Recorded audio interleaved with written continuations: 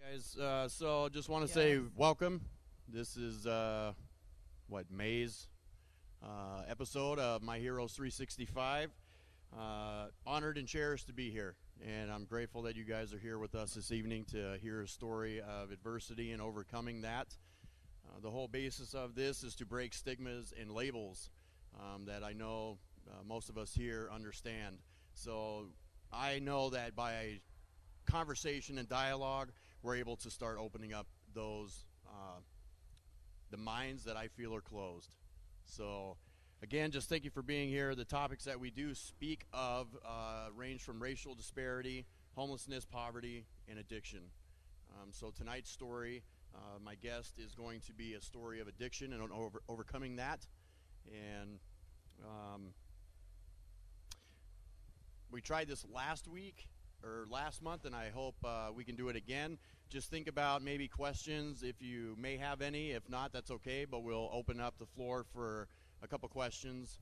So I hope when you're hearing Sarah's story that you think of something, and at the end, please ask away. So without further ado, I'd like to introduce Sarah Spear. Thank you. Can you hear me? Like, not really, right? That's what I don't think mine's on. Give me yours. Try that one. Can you hear me now? Okay. First of all, we're sitting in the hotel of Red Lions talking about addiction. This is a first. I've done quite a bit of public speaking and never in a venue like this. So it's both a little bit nerve-wracking, and at the same time, it is kind of interesting and inspiring to see organizations and institutions that are giving people a platform to talk about real things. And so for that, I think this is pretty cool and has a lot of potential. I am here today to talk about my journey with addiction.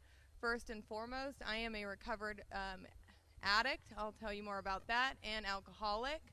So I'm just going to do the basic, what it was like, what happened, and what it's like now. Keep it traditional and simple. So what it was like, I came from a really alcoholic and drug-addicted family. My dad was a very functional addict, but it was chaotic. And I had a lot of family members that were very suicidal. 3 of them killed themselves in a pretty graphic way, and I'll spare the diners over there the details. But growing up, I saw a lot of people die. A lot of people that decided that life was too much and the only way out was to, end their life. And so I grew up in chaos. I grew up in trauma, and in some ways it was conflicting because I had everything and then I had nothing. So it was really confusing as a young child. I was an only child. My mom was sick. So I had a lot of trauma and confusion. It really started to come out with boys when I came out to around 12. I didn't have a real stable father figure, so I found a lot of my own value in other people. So that at around 12 really started to come out in not the best ways. Always older, always fucked up, and it was always a disaster. You know what I mean? So at 14, we're just going to go for it. Hi, guys. At 14, the first time I drank, I also got slipped a date rape drug. And so I ended up in the hospital. And that's how my drinking started, and that's how my using ended. And we'll get to there in a little bit. But yeah, I woke up and I was under the bright lights, and I had my family and my mom and my grandma around me, and I thought I had died. I hadn't. But so after that, it kind of scared me a little bit, but it ignited in me a sense of recklessness that I could never turn back off again. And I liked being out of control. And I don't know if any of you can relate to that, but the out of control part is what kind of started to fuel my addiction. And so when I drink, I would drink. I'd always drink to the point where I was throwing up, and I was either the life of the party or I was going to end the party. I was homicidal, suicidal towards you and myself. And so, I kind of got a reputation for being quite a binge drinker. And at around 15, I linked up with him. And him was, dropped out of high school and was already in and out of juvie and the whole kind of system. And I grew up in New Mexico, so I'm not from up here. So we got engaged at like 18, and he had, gone into county, and he ran a lot of drugs. And at that point, I was just a real bad alcoholic. Like, I really should have probably sought help then, but I had too much pride. And I think the stigma that comes along with alcohol is sometimes worse than what comes along with it with other hard drugs. It's socially acceptable. So I just justified my early drinking as, like, I'm young, I'm partying, this is what everybody's doing, I don't have a problem. But I did. I had a huge problem back then. So at 18, I got engaged, and then I simultaneously got hired for one of the biggest movies to ever be done. I worked with the Coen brothers on No Country for Old Men. It ended up winning 5 Academy Awards, and I was brought out to Los Angeles shortly after that. So that kind of started a film career that I had. And when I went off to LA and to Hollywood, my fiance got sent to prison. So at 19, the courts had it. He cut off his last ankle bracelet. We had gotten into another one of those fights, the whole thing over and over. So I had a lot of guilt about him going to prison and me going off to live this like crazy extravagant life. And that's when, my drinking really stepped up, and I started dabbling in pills, and I really started to party hard, kind of in that LA style. So I was working for the Coen brothers. I then got hired by Josh Brolin, and I worked for his personal production company, and then I got to travel. I traveled all over the world. I had a ton of money, and I had time, and I was young, and I was crazy. But what's funny is, looking back at all my travels around the world, I was fucking miserable. If you had looked at my life then, you would have thought this person right here has every single thing that anybody could ever want. And I was so miserable that I remember sitting on a cruise ship on the islands off Australia, feeling like maybe I should jump off the boat because I might drown and I could maybe feel better.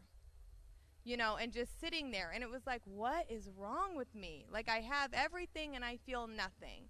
And so that went on for about a year until I ended up in Africa, and I found a brief moment of hope.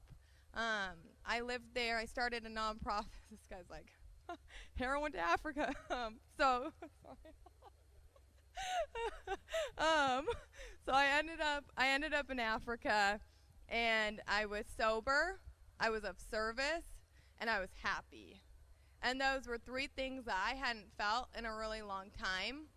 I don't think I'd probably ever felt that. I wasn't thinking about him. I wasn't, trying to get pills. I wasn't drinking. I was just in that moment, and I was doing what I knew I was supposed to do. So I ended up starting an international nonprofit, and it was the joy of my life. Like, it really was. It was the best thing to date that I've ever done. But what happened is, when I came back after the second year of being in Africa, he also came back. So he got out of prison. He had been sent into solitary confinement. He had smuggled drugs, and they had found it. And I came back like a total hippie. We're talking like I had shaved my head in Spain. I was like barefoot in Africa, and he came back out, and he was cut open from here to his chest. And I'm like, this is great. Let's get married. And so that's what we did. And it was on. It was just on. I mean, I got back. He got out. It started with actually Suboxone because it didn't come up on the test. It didn't come up. They weren't testing people for Suboxone right out of jail. And so it started with Suboxone, and I was like, oh, it's like fake heroin, and from there it went to streamlining heroin. And so he shot me up one night with heroin and cocaine, and I'm sparing some of hi family. So this is amazing. I know. So he I convinced him and another friend. I was tired of watching everybody else get a better high than I was with pills. And so finally I was like, well, fuck it. I'm already doing Suboxone. I'm already doing opiates. I might as well just start shooting heroin. And so, yeah, it was on.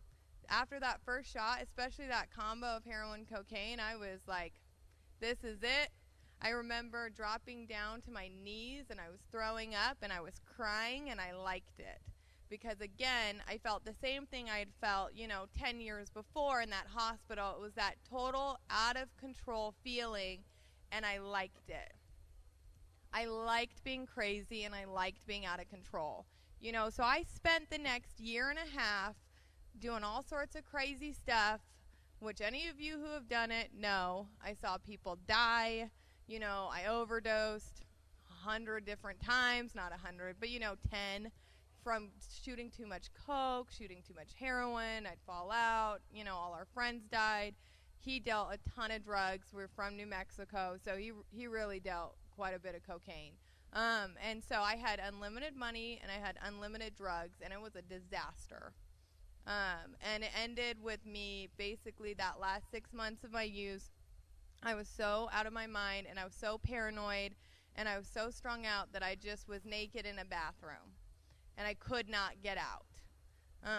And so it finally came to a point where I realized how insane I had become and the reality of what my life looked like. I'd found out he was cheating on me. I'd smuggled a bunch of drugs on airplanes. Just so much stuff. So we got into it pretty bad. I tried to stab him in the eye with a high heel and kill him. He didn't like that. So he then tried to run me over as he threw my ass out of the car. And so it got pretty abusive, which it did always, but this one was the worst. And so I was half naked downtown Albuquerque, dodging a big truck that was trying to run me over. And finally, I had crawled under a fence, and I'd hid behind a dumpster outside of a Walmart. And I just remember sitting there for probably 4 hours because I was so fucked up that I couldn't even in my mind think of walking into Walmart and asking someone for help. I was bruised. I had road rash. At that point, I had tracks from my toes to my neck. I had chopped all my hair off. It was black. I was gray. I was, skinny. I just was a mess. And I could not bring myself to walk into that store. And a prostitute ended up finding me, and she gave me her jacket. And she called her dealer, and they actually brought me back up to Santa Fe. And at that point, my ex had gone back, and he had just stabbed someone, and he had a bloody knife, and he had run his truck or his motorcycle. He ran his motorcycle through our house and through the whole fence and its adobe walls, and we went at it again, and it got really bad. All the glass was broken, all the windows were broken, and I ended up barricading myself in a closet with my dogs, and then he took off to go kill himself. And I was like, well, I'm going to beat you to it, motherfucker. So that's what I did. I overdosed myself with every single thing that we had in that house. And simultaneously, as that was happening, my mom, who I have to just quickly back up because my mama is psychic, and she is. That woman is in tune with something else, okay? She literally, God talks to her, and we say we find a higher power, and that's my mom. My mom is who, I get my own conscious contact with sometimes when I can't find it myself. But my mom, the day I went and I left California and I had gone back from Africa to go pick him up from prison, she called me 15 times. And I was like, I'm not going to answer this because I knew she knew something. And I'll never forget listening to her voicemail saying, I feel like you're going to die. And I feel death around you. Where are you? I feel death, and I feel evil, and I feel death. And she always said, he's going to be the death of you. This is going to be the death of you. And she had no idea I had started shooting heroin. I had disconnected from her. So the very moment that I had tried to take my life, my mom got up out of a movie, picked my grandma up, and said, we've got to go get Sarah right now because she's about to die. And my grandma sat there and said, no, you got to let her go. She's married. And my mom fought with her, said, we're going now. And that's when she found me, and she got me to the hospital. And what started to happen at that point was I had taken so many different things, and the Xanax heroin combos, not the best. So my organs started to shut down, and I actually ended up going into a vegetable state coma in the hospital. Everything shut down. I lost all mobility of my arms. I lost mobility of speech. My mouth was hung over. and I was in a diaper, and it was not pretty. So there I am again, back in the hospital, back dying, and this time I can't talk and I can't move, you know, and it was pretty bad. So everybody thought I was going to die. My ex was calling the hospital, telling them not to treat me because we're married. And so my mom found a lawyer who took power of attorney over me, and they transported me from New Mexico to a hospital in Arizona. And in that transport, that's when I started to have like grand mal seizures, and I started to go into full cardiac arrest. And so my mom watched me die, just like she knew she would. And I remember after that last big blowout with the full seizures and heart stopped, I woke up under an MRI machine, and for the first time in like 48 hours, I could actually move my fingers. And I'll never forget that moment, because that's like the first moment I had a tiny seed of hope planted, because I was like, you know what, I might be okay. Like, I'm not dead, but I also might not be brain dead. So I did not have permanent brain damage, but what I did have was hepatitis C, methanomic artery syndrome. My arteries were literally contracted all over each other.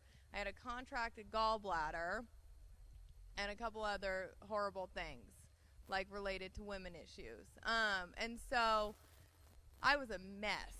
I was a hot mess. And I then had to go into rehab, you know, and it's like coming that close to dying. You'd think I'd wake up and be like, oh, I'm alive, and I didn't. I woke up and I was like, fuck this is painful, and how am I ever going to be okay? I just remember thinking, like, I'm never going to be okay. Like, how do I ever overcome any of this? You know, not just the mind, but the spirit and the body, and I have hep C, and oh my God, and, you know, that insanity. But little by little, I just started to show up. You know, I started to show up. I finished the 30-day treatment. I don't remember any of it. You know, I then went back to California because I was like, I probably shouldn't go back to New Mexico. So my mom shipped me back to California, and I got into transitional living centers, you know, and they were all fucked up. It was all crazy, you know, and it was crazy. That I entered a whole different crazy world. But what happened is like I still thought while I was living in those transitional living houses that I still thought I could still drink. You know what I mean? Because I was like, oh, I know I can't really shoot heroin. I have hep C. Like, I might have to have a liver transplant, but I can drink. You know, and I'm not an alcoholic. Like, I'm a drug addict. So for that first 6 months, like, I did what I had heard in a couple meetings. Like, I remember my first AA meeting. The only thing I heard was somebody saying, quoting the big book, if you think you can drink like a gentleman, go try, or something. And I was like, oh, I can drink like a gentleman. Like, I can do that. Like, that gave me hope that I could, like, drink like a normal person. Yeah, I've never done anything like a normal person. So what happened was it just got messy, like nothing dramatic. I drank a couple times. The last time it was pretty sloppy. You know, I ended up piercing all my fingers and throwing shit at the bums down in Venice, and I just kind of had a little mental breakdown. But what happened was I had a spiritual bottom, because I had a physical bottom, I had a mental bottom. This time I had a spiritual bottom. And I remember sitting on that beach in Venice in this public bathroom looking in a mirror and thinking, oh my God, like, it's never going to change unless I change. Like, I have no hope of I have no hope of staying sober if I don't surrender everything. And so that's what I did. That was my last drink, and that was over 7 years ago, you know, and I've been clean in July for 8 years. And I haven't had to pick up a drug, and I haven't had to pick up a drink. And what's happened has been incredible. You know, I got into the 12-step program. It saved my life. It did. It saved my life, and I didn't want to be there, but I showed up anyways. You know, I did the steps that brought me some sanity back. It taught me to own my own shit, because that was like the last thing I wanted to do, because I wanted to own everybody else's or not own mine. You know, and then I started my journey back to school. I now have like 3 different degrees. I ended up seeing all the crazy stuff that I had experienced, and I thought, you know what, maybe I can go back and actually do something. So I went back to school and I studied international political science with a focus on socioeconomic development, and I looked at drug treatment systems around the world to figure out what's working and what's not, because a lot of the stuff that we have in the United States right now does not work, and it sets people up to fail. And that's why we have 90% relapse rates, and that's why overdose is the leading cause of death in the United States, and more of us are dying from drugs and alcohol than car accidents and firearms. We have a problem. Teen suicide, second leading cause of death. But we don't like to talk about it unless you're in the lobby of Red Lion. So basically, thank you. I'm going to stop here in a minute. So, and I have a bunch of other degrees, but what I've done now is I now give back to the community. So I work at Daybreak Youth Services, and we're actually going to be building one of the most innovative youth treatment transitional living centers. We're starting a capital funding campaign here in the fall, and I work with the youth, and I work with other people, and I still sponsor, and I still mentor, and I've got my dream project, that one thing that, like, when you first get sober, you have that crazy dream, and you think, like, oh, when is it going to happen? Like, that's happening for me. Like, that's actually coming to reality. It's slowly. It's way longer than I thought it was going to be. But I'm actually in the process of doing that dream that I've had in my heart for a long time. And I can't talk about it yet, but it's going to be cool. And it's going to be big. And it's why I got sober. If you are here and you are struggling from addiction, or you are sober, same thing we hear. Don't give up. Don't leave before the miracle happens, because it does. It takes a lot longer than we want it to, but it comes. So I'm grateful that I've stayed no matter what. I've stayed sober through it all, good and bad, because both happen, but I'm still sober, and I still try and be as sane as possible. That sometimes comes in waves, but I do my best, and I'm a human being, and I'm really grateful to be a recovered alcoholic and drug addict today, because it's actually the best thing that ever happened to me. So with that, I'm done.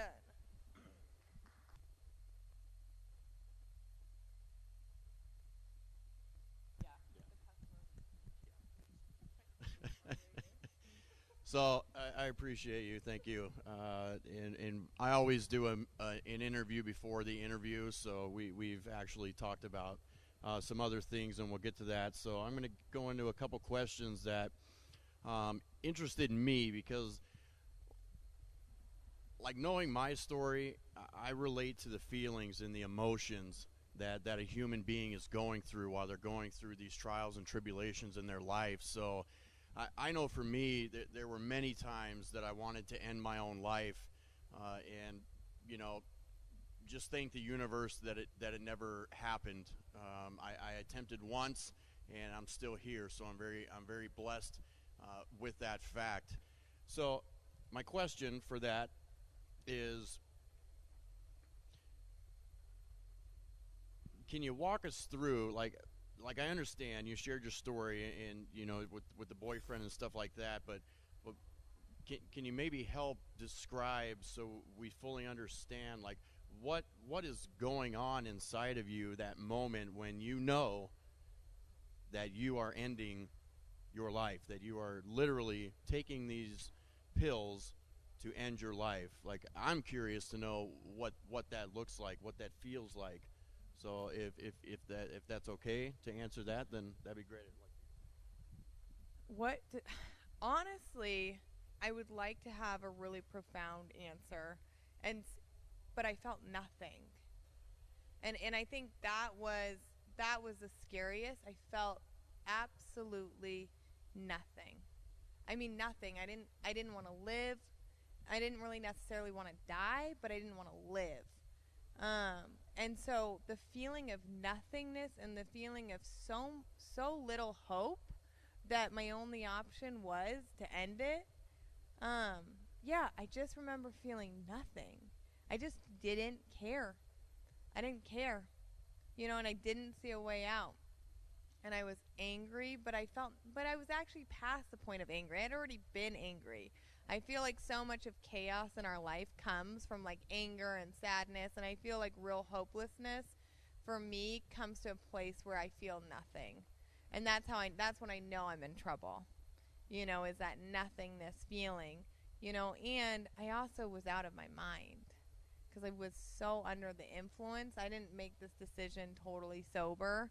So maybe like sober, it would feel different. But under the influence of so many drugs and so much trauma and getting to that point, I just felt nothing, and I didn't want to ever feel anything again. So that's it. Yeah, I totally relate to that too. So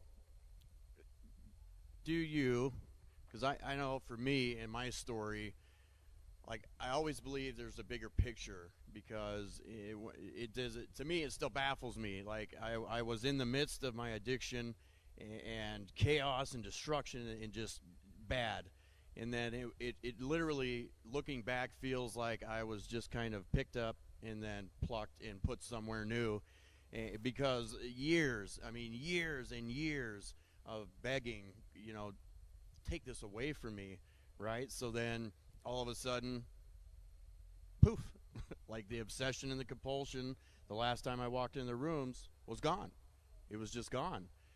So I know when we were talking, and this is why I'm getting to this, is you stated that you felt nothing, and that you just wanted it to end, that you had no hope. But you also shared with me when we were talking before that in recovery, something changed, and all of a sudden you wanted to live. So can you walk us through what that looks like, and what that has done as far as propelling you forward to where you're at today? Yeah, I think what changed is exactly that. Like I started to have hope. And I entered the rooms where other people like you guys and like you and like me now had actually recovered. So even though I wasn't ready and I was still drinking and I was still kind of crazy, it was still in the back of my mind. I saw other people who had lives that I wanted, or who just didn't seem as miserable as I was. They might not even had what I wanted. They just were not me. And that started to give me a little bit of hope. And I started to think, like, well, if that person can overcome that, like maybe I can overcome this. And I learned early on to keep it really simple. Like really simple, and I still practice that today, is to keep, like, I want to overcomplicate everything. And the moment I do that, like, I'm doomed up here. So I bring it back down to simple. So, like, little things started to give me hope. Like, I remember the first time I had an assignment from one of my sponsors, and she wanted me to write in a notebook, like, things that I like and things that I don't like. And all I could find were things that I don't like. And I remember the one time, like, a day came where I actually found something that I liked. And that was yoga. Like, I went to a hot yoga class, and I was like, I actually really like this. And that was, like, a moment of hope. So it was like my life in that first year or two, because really, like, my first year or two of recovery was just trying to live. It really was. So, but I had little seeds of hope that started to get planted along the way, and eventually, like, it grew into something more concrete. And I still have that hope today. And I think that's what drives me today to do, because I do a lot of things. I think I sometimes, like, I still like the chaos and the out of controlness. So it's my job and the 18 projects I'm involved in. Like, I still have a lot of the same attributes. I've just learned how to channel them in more productive ways. But I have so much hope today. I have so much hope. Like, things sometimes don't work out, but then I've got another project that I get hope about. So for me, like, it's hope. It really is. Like, it's so simple.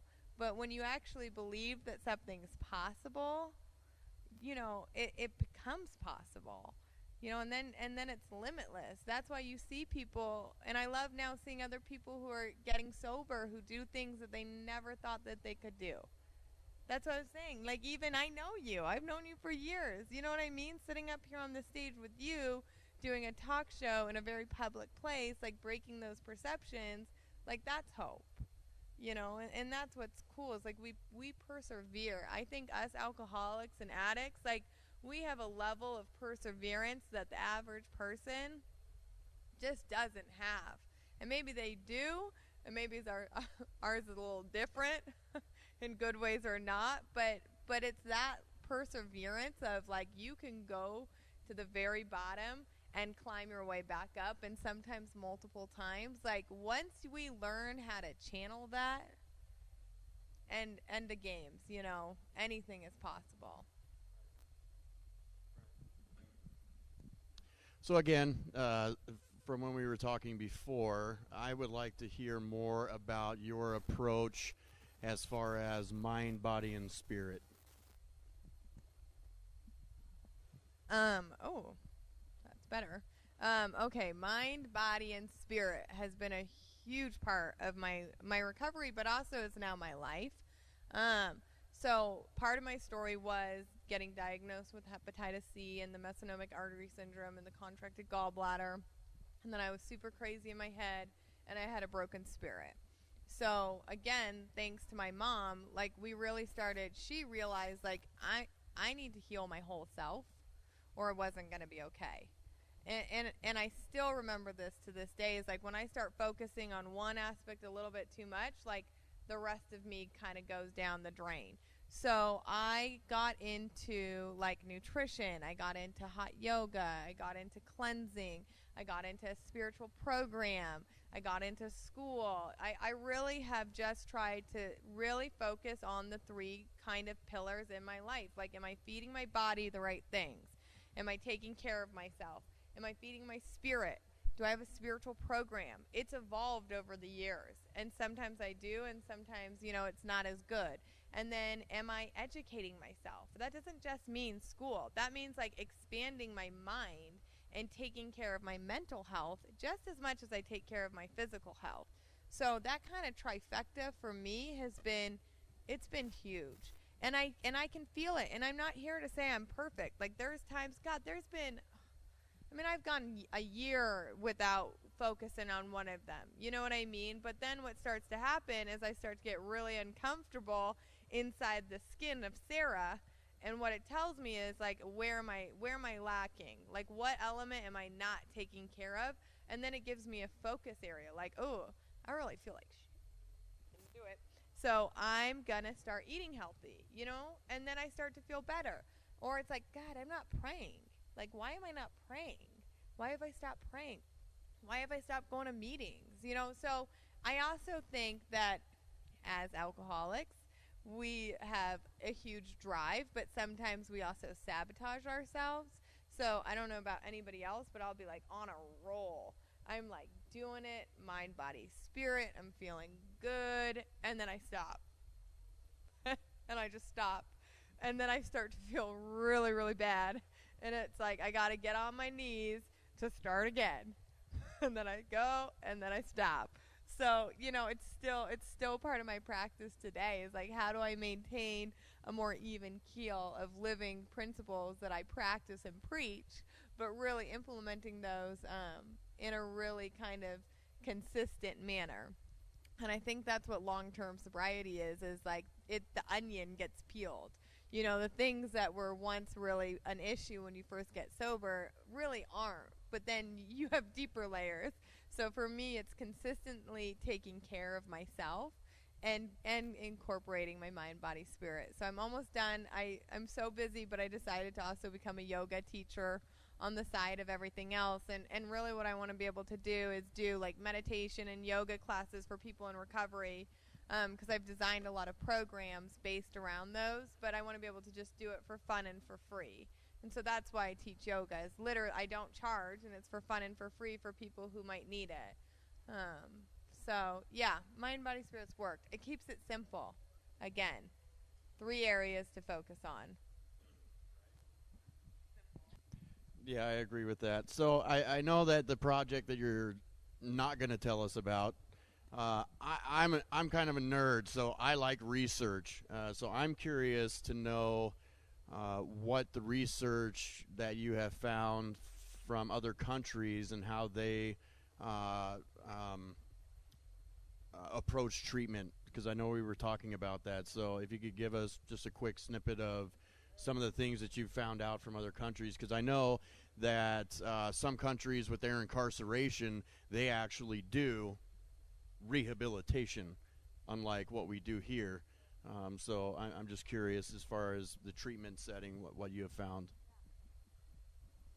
So the best case study for overall treatment that's been studied for the last 18 years is Portugal. So in 2001, Portugal had one of the worst heroin epidemics and crisis. 1% of the entire population, which doesn't sound like a lot, but that's a lot, was addicted to heroin. And it was a huge smuggling port. And they tried everything. They did maintenance programs, you know, methadone, Suboxone. They locked everybody up. They did strict, you know, heavy penalties on jail time. And then somebody was like, this isn't working and it's getting worse.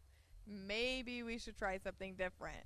So they actually decriminalized drug use.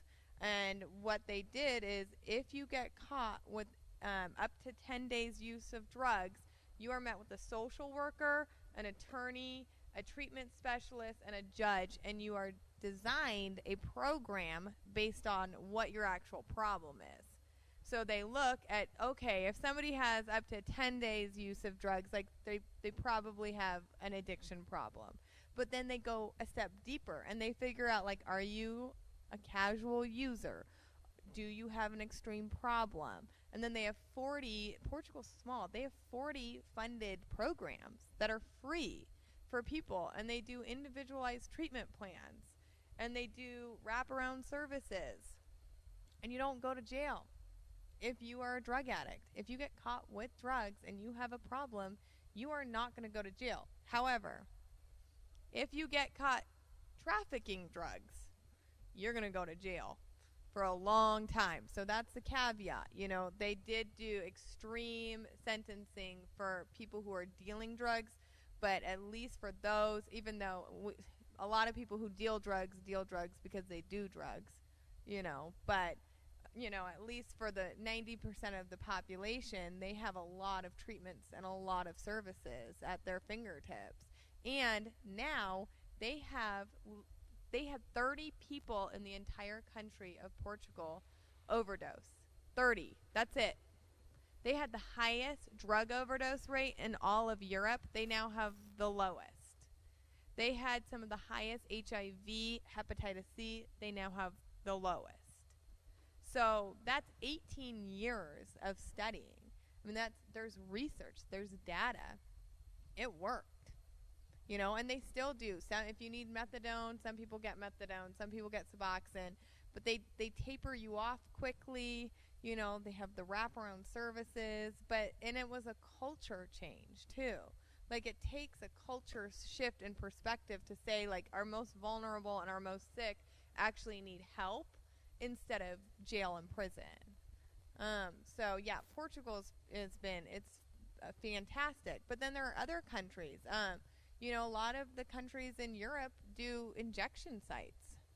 They're like, hey, we're really sick of cleaning up dead bodies in the alley, so we're going to actually create safe injection sites. I think Seattle actually has some where you can go and have a safe place, and you know, and they'll test your drugs to make sure it's not laced with fentanyl, you know, and then they're not going to die. So there's so many different levels of harm reduction and of wraparound services and of every different type of kind of support when we look into the range of treatment.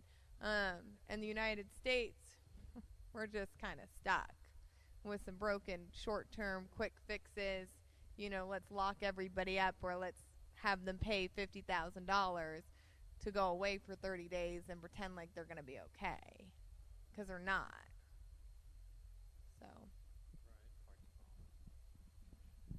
Yeah, it's very interesting just to look at all the different systems, and especially here in the United States, You know, and I know for me, and this is just me, I know when I look at the systems, I'm just left with lots of questions. So, you know, I'm sure at some point things will start changing. You know, I'm part of some advocacy groups that are out there trying to make changes. So, you know, it's people like us being willing to go out there and be okay with sharing out in the open about who we are and what we need. You know, I find that very empowering and profound for us to be doing what we're doing. So if you had one last message for our lovely audience tonight, what would that be?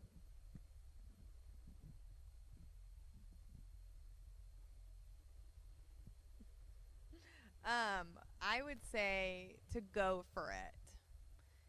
To go for it. Whatever it is. If it's your sobriety, go for it. Dig in, dig deep. If it's a dream, well, if any of you are sober, and I know quite a few of you are, stay sober, number one. Then number two is like, go for that wild dream that you have or that wild idea that actually might change something. Because we actually can do it. You know, we really can do it. And the more of us that continue to believe in ourselves after we've fallen and get back up, like that's power and that's change. And that's how we do change systems. And that's how we do give back. So go for it. You know, don't stop. Don't limit yourself. You know, push back those barriers and continue to go for whatever it is that's in your heart. Because we all have it in there for a reason. So go for it. Nice, beautiful. I love it.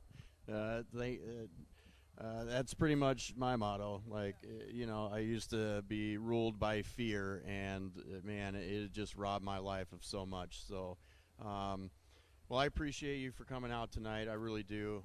I'm honored to have you here with us, and I'm honored to just be doing what I'm doing in my own life. We'll go ahead and open it up. If you guys have any questions, we'd love to field them.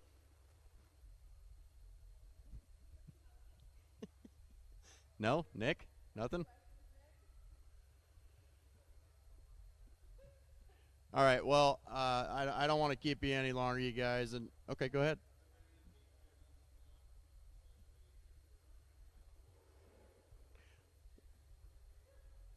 So just so I can repeat it for so the question is there any case studies on the success rates of juvenile treatment systems? You know, that's a really good question, and I don't know. I actually don't. What I do know is that education programs that are put into incarcerations, especially juvenile or even adult, leads to less incarceration rates. But with Daybreak, what we're trying to do is build like full-blown wraparound services for the kids, because we get a whole population, but we need housing. Because until we have housing for these kids to live in for, 12 months, they stand no chance. We know that. I mean, in Spokane, if you're over 18, you can go find a house. I'm not saying it's going to be a good one, but you can find one. If you're 18 and under, there is no housing. So we really have a housing shortage for 18 and under in Spokane. And these kids are, in and out of juvie and on the streets, and crosswalk is full. And it's been a new demographic to work with this past over a year, because most of my research is on heroin and opiate treatments around the world. So it's large systems. So with Daybreak, it's more micro level, but we're getting into the system building of the actual facility. So I'll be in research this next 3 years for Daybreak. For the new center, I'll be in more adolescent research.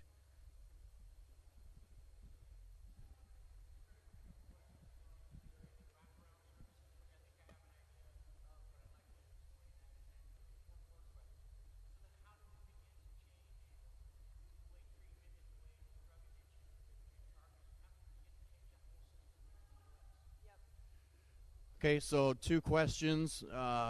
Clarification on wraparound services, and what do you think it's going to take to change the treatment system? Correct. Is that right? Okay, so wraparound systems, I'll use Daybreak as an example. We have education. So we have a fully accredited school. We have 40 hours of group and individual therapy. We have different therapeutic modalities. So we do individualized sessions and plans. Then we have equine therapy, enrichment programs. So really it just means attacking the problem at every different angle possible. So finding as many programs or procedures that might work for as large amount of people as possible. And so like Portugal, the wraparound services is the caseworker, is the attorney, is the judge, is the treatment plan, you know, having access to long-term treatment, short-term treatment.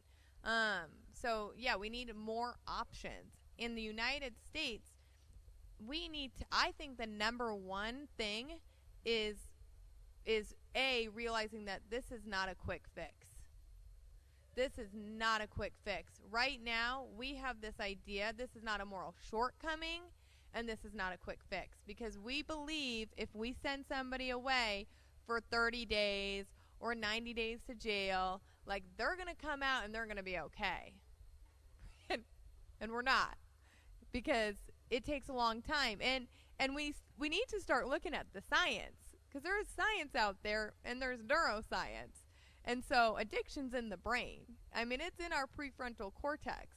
And it takes a long time for you to actually start to be able to heal your brain again. You know, we have neuroplasticity. We have things that we know that can start to train. But addiction is a compulsion and a behavior and a pattern that adapts over time. So it takes time, you know, to actually recover. You know, for me, I mean, and then you can look in the studies of like cocaine and Xanax and, you know, meth. It takes a year or two for your brain to actually start to even just level out again. So we need to stop pretending like this is going to be fixed overnight. And that goes with all of it. You know, that goes with short-term maintenance programs, quick fix detoxes. Like it's great. We need them. But who's going to go away for 7 days and then be okay again with nowhere to go afterwards? Same thing with 30-day treatments. Same thing with either just methadone and Suboxone. Like, what else do we need?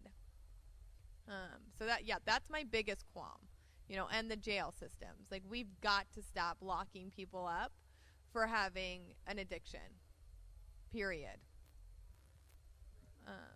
And yeah.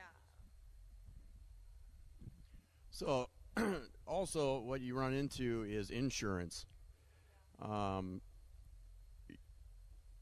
It's now to the point where state-funded insurance, not detox, but will cover 7 days.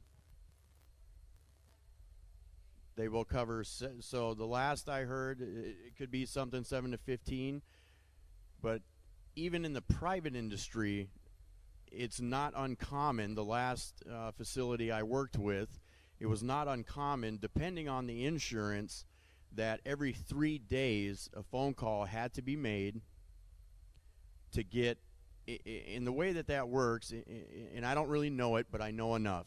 The way that works is every 3 days, whoever it is, the employee is on the phone talking with the insurance company. Now, the insurance company has a licensed chemical dependency professional on their staff. So what they do is they will look at the URL, or is that anyway? It's a review. So they have to look at the case notes, and depending on what the case notes say, this person that doesn't actually know, let's say you're in the facility with me, I'm just some guy looking at some notes going, he's great, we're cutting him off, let him go. That's the reality of the systems that we have. So, you know, and it's frustrating. It's really frustrating because they don't know. You know, they just don't know. And it really does come back down to that individualized care. When do you start trusting the professionals that are employed to help these people, you know, instead of going off of Joe Smith that says, well, I've looked at the notes and he seems fine, so let him go. So it's stuff like that. Sorry, but it's true. And the quick fix and where insurance companies and the 30-day model came from, speaking to this, was with Nixon back in the 70s. We had Vietnam. We had a lot of veterans getting addicted to heroin. A lot of people bringing it back. But there was a 28-day deployment. So when they'd come back from war, before they had to deploy back to Vietnam, they were coming back pretty messed up on heroin, so they needed somewhere to put them before they could deploy again. And that was the invention of our 28-day rehab models, which then the insurance companies came on and were like, great, we'll fund it for, at that point, 28 days. And now, like Sean's saying, it's 7 days sometimes. We see that daybreak all the time, especially on the ENT side, the suicide prevention side. It's like, oh, your 4 days are up. But yeah, it started with, so none of it is grounded in research or actually evidence-based. I mean, these were policy changes, 40 years ago, based off not knowing what to do with the problem that then all of our institutions and systems has been built around. So yeah, it's absolutely, it's crazy.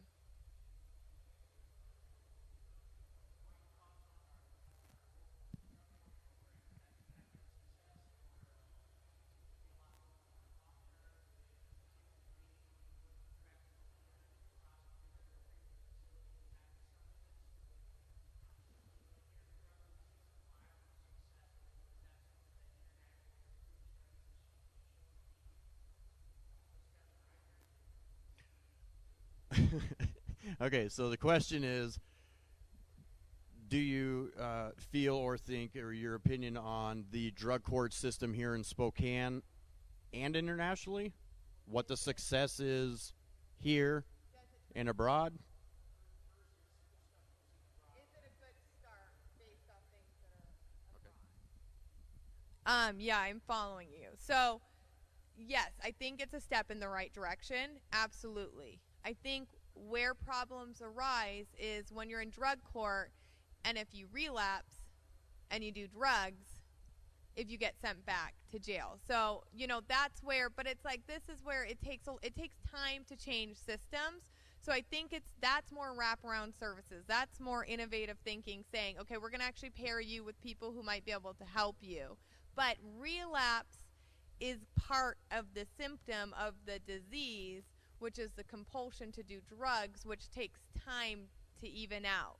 So I think that we need the medical community to start to step into place, to start to talk about these things, so that when somebody, if somebody commits a crime, it's a different story. You can go the layers, like, are they on drugs? But if somebody drinks out at a party because they made that bad decision to go out and they're in drug court and then they get sent back to jail and start all over again or get kicked out, then we have some more problems. Because then you're punishing them for the problem that we need to start actually fixing. And the same thing happens in houses, in transitional and sober living houses. And I get it, because we don't know, what do? You can't have people, putting other people at risk. But it's like relapse. A lot of people are going to relapse along their journey to recovery. So we have to have a safety net and figure out, like, okay, you relapsed, why? Like, what's going on, what didn't work, and how do we kind of find some solutions or try something different? So it is a step in the right direction, though. It's like a long-winded way of saying that.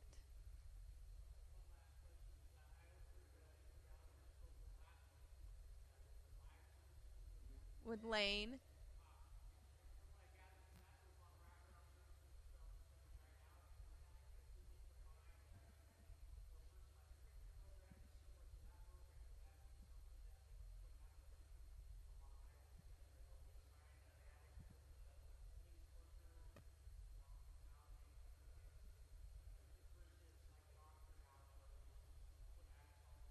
Yes.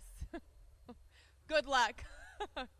Yeah, no, I think that's a step in the right direction. And I think that there are programs. I do have to say, Spokane is fairly innovative in some of the programs that do arise here, you know, and being in the community, I know Lane and what you guys are doing with Revive It, it is innovative. And there are some peer mentorship programs that are starting to come up with other institutions. And I think that's a step in the right direction. And I want to take it one step further because I want to start to professionalize it a little bit also. Because I do think that I believe in the power of education, and I believe in the power of training. So I think we need to really equip all of us to work with other people who have similar issues as we do, to do it in a professional way that's going to make sure that we're helping in the best way possible. So I've seen a lot of good, and I've seen a lot of people with good intentions end up doing some pretty bad things also. And so that's where it's kind of hard, that balance. But I think that there are things that are emerging in Spokane that do have a lot of innovation, you know, and there are some task force that are forming right now, and there's an opioid task force that I'm helping with the regional health district and the city, and it has hope. There's promise. You know, it's going to take a year to form it, but it's on the horizon of doing some things and getting some more programs that are looking at it from that outside perspective. But yeah, I have a million one ideas, and that's why the project that I'm going to be working on is looking at a lot of these things, but on an outside level, on a more macro level. But I believe that by looking at other countries and looking at other counties and looking at other cities and states, we can learn a lot from each other. We really can, and we can figure out what works and what doesn't, and then figure out how to implement it right here. But it takes time. For me, at least, it does. But that's why I love research, and I became a researcher, because I love all this stuff. That was my degree. I'm essentially a heroin researcher, was what I became. Well, I definitely, again, appreciate you, and thank you for bringing your knowledge and your wisdom here with us tonight. Thank you for the questions. I appreciate that. Very insightful. And I just want to leave you guys with my last thought, and that is, be the beacon of light that someone may need to see. Love and light to you all. Thank you so much.